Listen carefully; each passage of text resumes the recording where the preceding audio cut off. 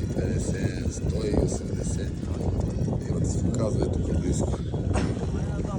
Айде, нещо малко напредеш.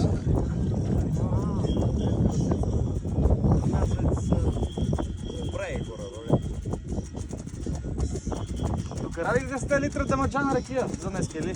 Стига. Ето тук разтоварваме на 103 метра.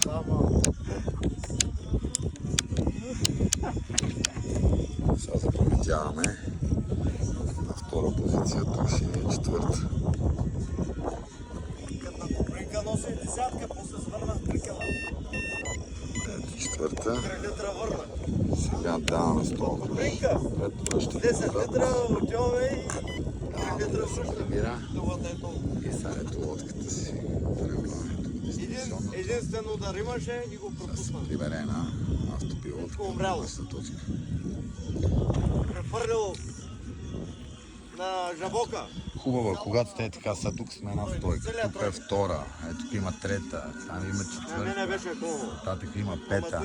Тук да сме Сигнализатор. 5 стойки и когато всеки тръгва да си пуска въдиците, защото да не му се прибира на друга точка 0, е хубаво да си запаметява домашна точка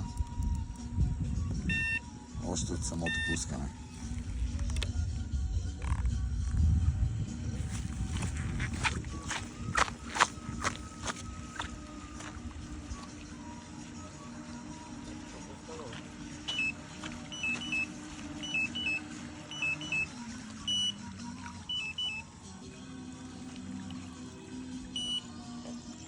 Ето е тук треви и работи, става как се завъртела, гледайте какво става.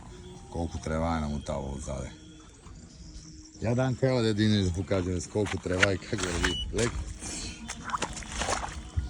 Много трева, много ще язовира, защото това са ливади в момента. Ние буквално ловиме риба в ливадите, нивото е много високо. Имаме и клипове на 350 метра разпадане от среща в Шамандурите. Ще ги качим и тях. И това от нас за момента.